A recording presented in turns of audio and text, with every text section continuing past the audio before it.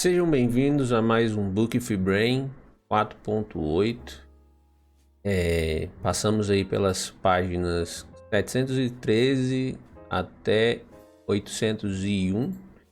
Já estamos no finalzinho, faltam somente duas partes, né, para a gente finalizar a leitura desse livro e de refletir sobre ele, trazer todas as discussões que a gente conseguiu construir no decorrer dessa leitura. Então, já começando, um resuminho do que a gente viu nessas 100 páginas aproximadamente foi, mais uma vez, a história sendo contada pela perspectiva das mulheres e com a presença muito forte da Morgana, que com certeza nessa reta final ela participa muito mais da história. Então nessas 100 páginas não foi diferente, a Morgana esteve presente quase que essa parte todinha. Então a gente viu ali Morgana no país não, acho que é a região, na verdade, ou talvez seja um país, não sei, Gales do Norte, né, onde ela fica ali juntamente com o rei de lá, que é o Urins, que ela está casada com ele e os seus filhos. Então parte da história nessas 100 páginas se passa por ali, e a outra parte acontece na festa de Pentecostes lá em Camelot, né, onde o Arthur sempre faz todos os anos e concede ali a oportunidade dos súditos dele comparecerem à festa, e não só os súditos, como também todos aqueles aliados que juraram lealdade a ele. E aí a gente tem um tema praticamente preponderante nessas 100 páginas que a gente vê bastante, que é a hipocrisia, né? Teve vários momentos, vários trechos onde a gente pôde colher essa forma de agir, ver esse conceito ali na prática, né? A hipocrisia é aquela coisa assim, a pessoa pensa de um jeito, mas age de outro, ou fala alguma coisa, mas age de outra forma, ou para ela é de um jeito e para os outros é diferente. Então a gente vê isso acontecendo várias vezes, e aí principalmente a Morgana fazendo isso, né? Então vamos lá. O primeiro ponto é isso, assim, a Morgana, ela tem um relacionamento ali extraconjugal com o filho do rei Urins, né, que é o Acon, e mesmo assim para ela tá ok fazer isso, já que ela é uma sacerdotisa de Avalon. Então os princípios cristãos não se aplicam a ela e ela tá com a consciência tranquila. Mas o que é estranho é quando ela olha para Gwenhwyfar, que é a esposa do rei Arthur, e a desdenha, né? Olha para ela e, por conta do que a Gwen teve com o Lancelot, ela praticamente a rebaixa, assim, em pensamentos, né? Ela não chega a falar nada, mas isso aí é uma coisa que fica evidente, esse traço que é tão ruim, na verdade, em todos nós, né? A hipocrisia é uma coisa que aparece em todos nós em algum momento. A gente age assim em determinadas situações, e nessa história, como contém uma representação de seres humanos, não seria diferente, né? Então a Morgana começa aí a demonstrar isso nesse momento, né? Quando ela olha para Gwen de forma diferente. E aí logo em sequência a gente vê um outro personagem fazendo isso também, né? Que é o Avallac'h. Ele é o filho do rei Urins, né? Ele é o próximo na linha de sucessão, e a Morgana acabou de sair do quarto do Accolon, que é o outro filho do rei Urins, com o qual ela mantém um relacionamento, né? Às escuras. E o Avallac'h, ele suspeita disso, e aí ele se diz um cristão, né? Na verdade, nessa história, assim, nós cristãos estamos muito mal representados, porque o que a gente vê ali são pessoas que, de fato, utilizam esse rótulo, digamos assim, como uma espécie de status e, na verdade, nem seguem a fé cristã de fato. Então, o Avalok, ele é um desses, né? É mais um hipócrita ali, porque ele já é casado, né? Ele tem uma esposa com alguns filhos, e aí ele coloca a Morgana contra a parede e começa a ameaçá-la, né? Dizendo que se ela não tiver relação sexual com ele, ele vai fazer ela sofrer quando ele subir ao trono.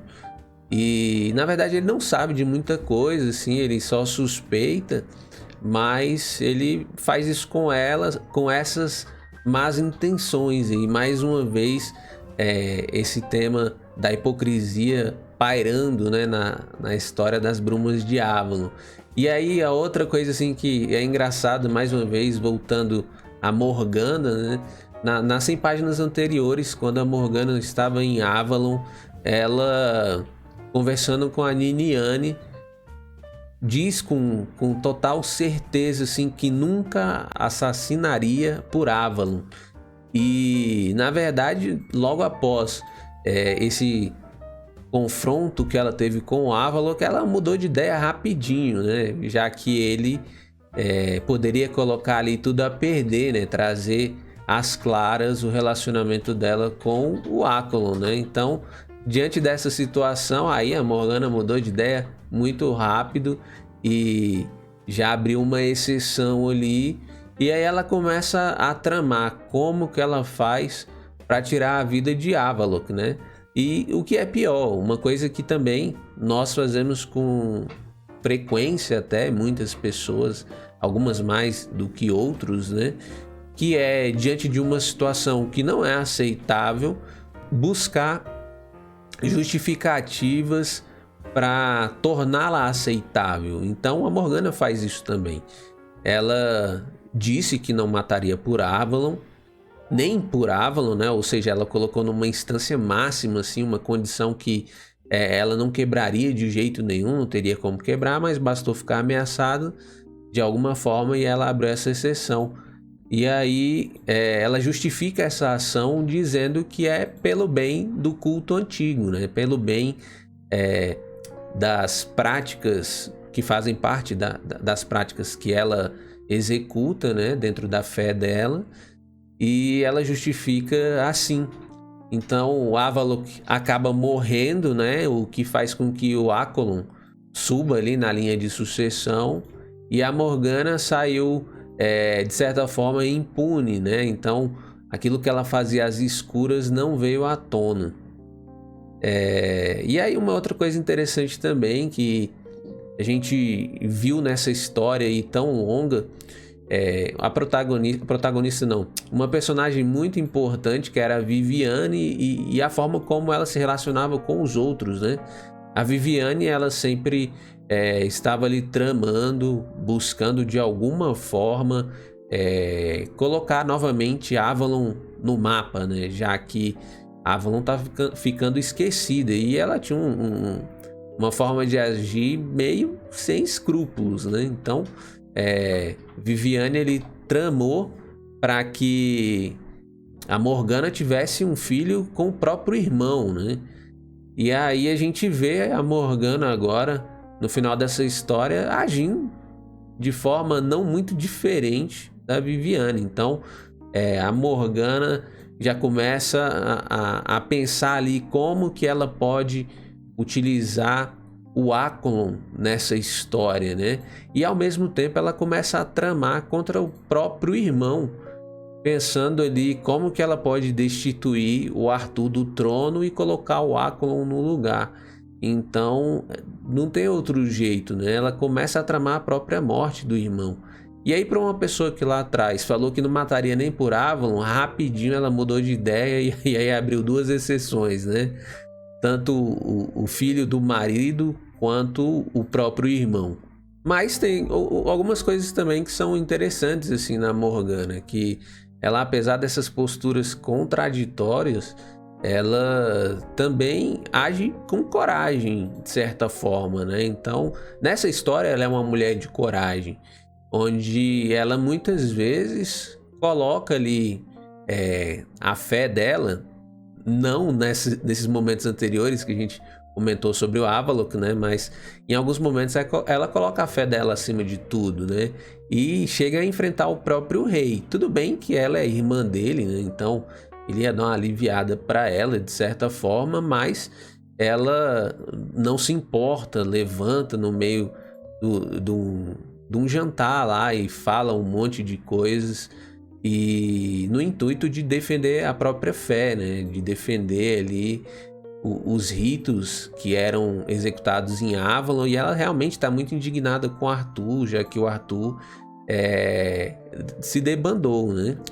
Outra coisa interessante também é algo que a gente faz com muita frequência e que acaba acontecendo com a Morgana naquela situação.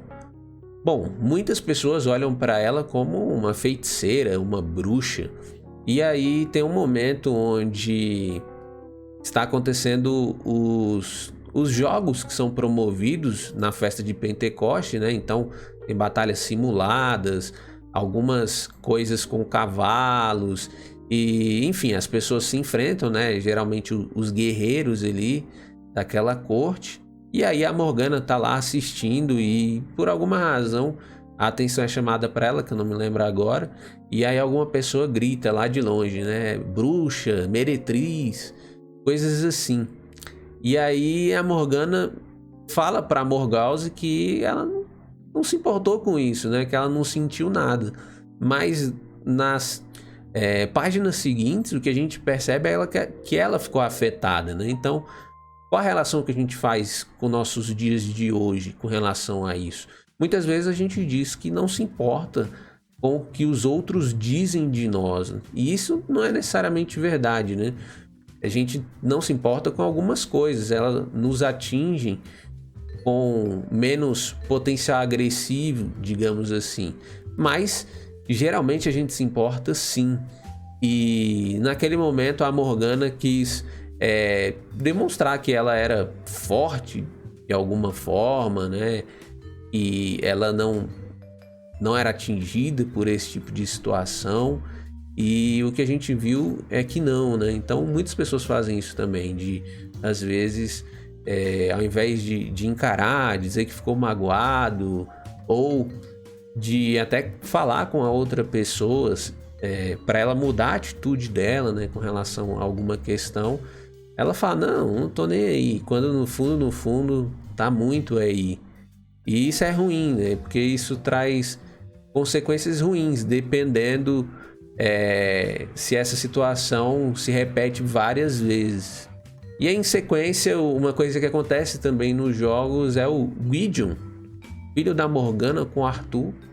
Ele, na verdade, não apareceu muito ainda na história, né? Tá no final, ele deve ter uma relevância maior nas últimas páginas, mas ele entra para os companheiros do rei Arthur de uma forma que não era talvez a esperada, né? Ele desafia Lancelot e briga ali com Lancelot e de certa forma deixa ele numa situação onde ele não pode negar esse título de cavaleiro.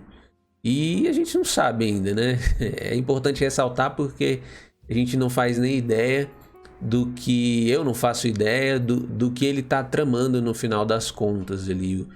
Qual caminho que ele vai seguir, né? Mas aparentemente ele começou a colocar em prática os seus planos. E aí, com isso, ele entra ali na corte, né?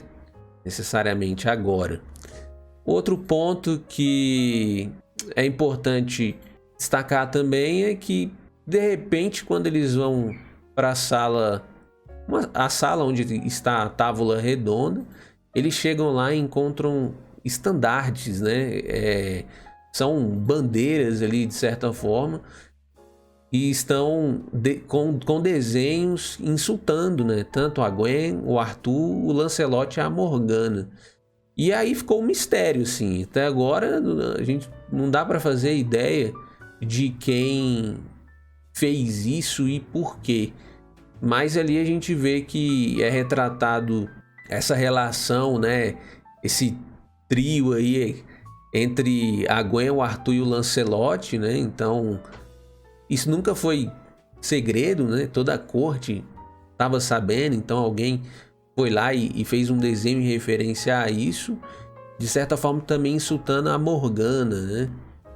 Essas foram as 100 páginas, as minhas impressões foram essas com relação a esses fatos que saltaram mais aos olhos, e a experiência de ler essas 100 páginas foi uma experiência que eu poderia dizer mais ou menos, já que a história, pelo que a gente viu, ela é muito, quase que pacata, eu diria assim, bem morna, não, enfim, não tem grandes tramas assim, é mais essas intrigas e essa coisa de conseguir o poder, né? Então não foi diferente ali, dessa vez a gente viu muito mais a Morgana sendo protagonista dessas tramas, né?